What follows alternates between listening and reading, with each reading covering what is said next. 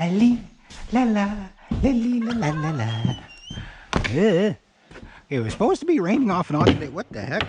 It's trying to escape. What was that all about?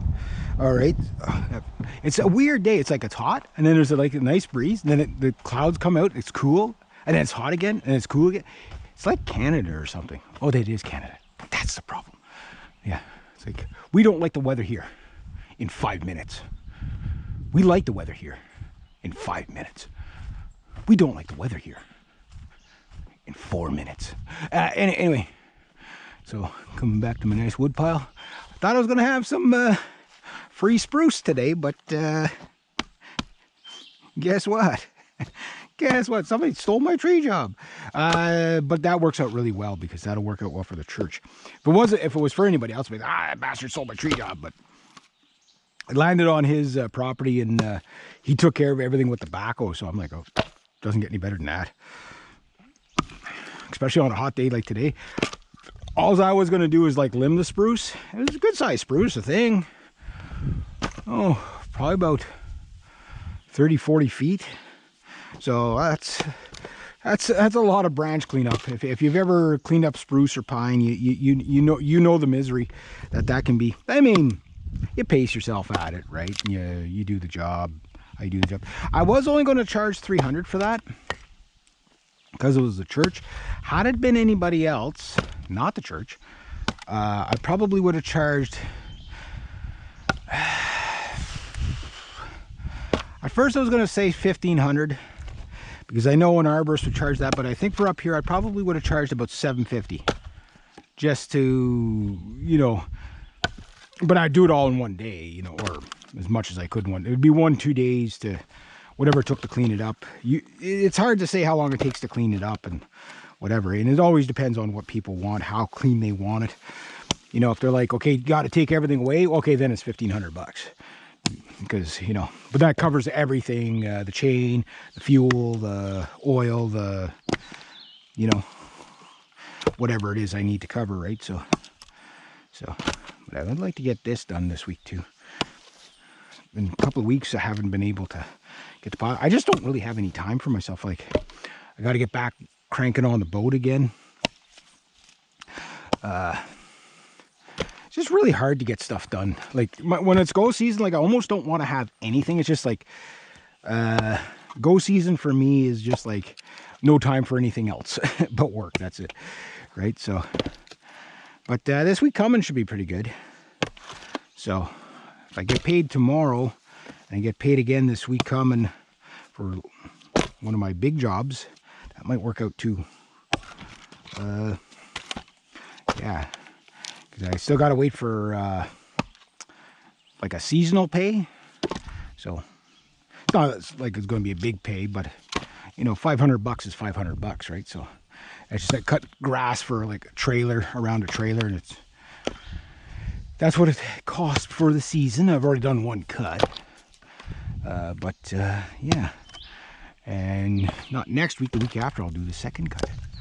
Yeah, but I only heard from that client once, and kind of like, now mind you, I'm not the easiest guy to get a hold of, and my answer machine's always screwed up, so it's like I don't always get a chance to talk to the people easily. So it's like, I always tell people, you just keep calling until you either talk to me or my dad.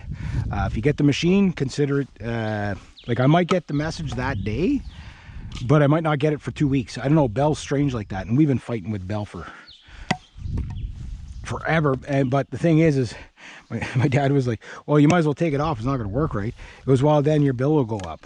It's like, it's cheaper to have it than not. Like Bell has this thing where you get a full package, it's cheaper than trying to get things individually, right? Because they want you to get the full package, but you'll actually get charged more if you get rid of stuff. like what a business model that is. You buy everything from us, or we will charge you more. So you mean if I don't take the service, I get charged more? Yes, exactly. Okay, that makes perfect sense. Not. Anyway, woo! That's why you wear your steel toes, guys. That's why you wear your steel toes. Because your toes are not made out of steel. There we go. Do a little bit of this today, a little bit of that, get some stuff done. But seeing I'm an abandoned child, that means I can make a lot of noise. I'm gonna try my Dimebag Darrell on my now fully owned Mark Holcomb 7-string. So I bought that guitar be a year and a bit ago. But when I bought that guitar, so the 8-string, I've had for 2 years now. 2 years, where does the time go? So the 8-string I've had for 2 years, as of last month, so 2 years and a month. And then in the August of that year, right, which was 2 months later, I bought the 7-string. So this August, it'll be 2 years with the 7-string. Where did the 2 years of my life go? Like, every time I go to bed, I wake up and I'm older the next day, and it's like kind of like Fisherman Under the Sea, where it's like you wake up and like 5 years has passed, and you're like, what the hell? How did that happen? Nobody told me. You know, life goes fast, guys. So buy lots of guitars. Good sound life advice right there. So anyway, I had that one for 2 years, almost, right? But when I bought it, no, wait, correction. No. I did not buy the Mark Holcomb guitar after the 8-string. I bought the Jackson Flying V in August. And then it was October or November that I got the 7-string. So I was still paying for the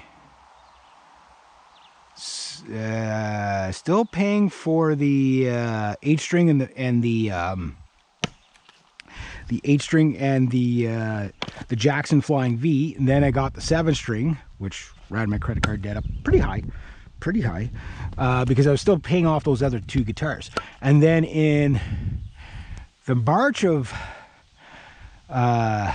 last year, I bought the Mark Holcomb 6-string and the bass.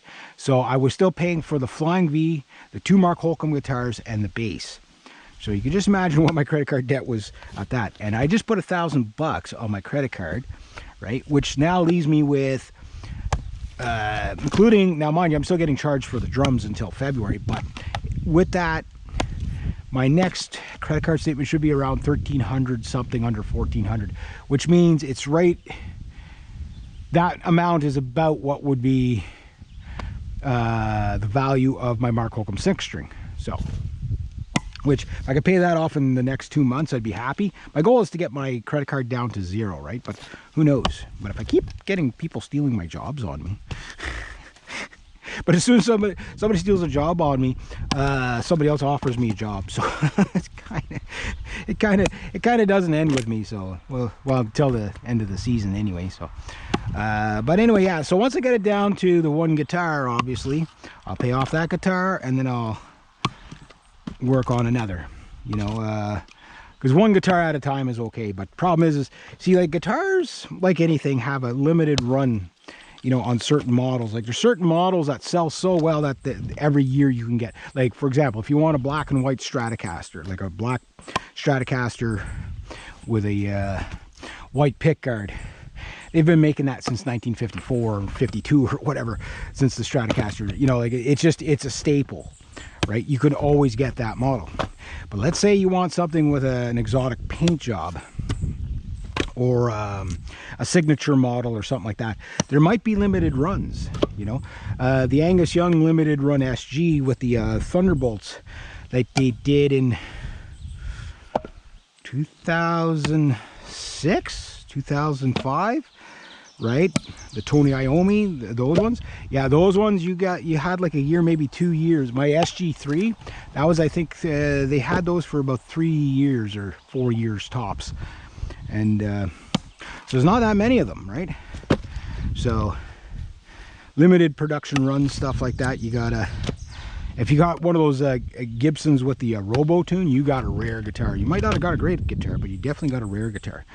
The guitar itself was fine, but the Robo Tune thing was kind of hit and miss, according to a lot of people. The concept was awesome. The concept was awesome. You know, it's like, hey, I want to be in a different tuning. Hit this button. And it would literally, these robot tuners would literally tune your guitar for me. But apparently the battery life was really crappy and it wasn't reliable. So they stopped doing it. But the concept, that was probably the most forward-thinking thing that Gibson had ever done. Which is kind of cool. Kind of cool. So anyway, I guess I'm going to do a little bit more here. And just because it's a hot day and I do need to rest my body a bit. My sciatic nerve is not too bad today. I figured I'd be super sore today, being on the ladder all day yesterday, but not too bad.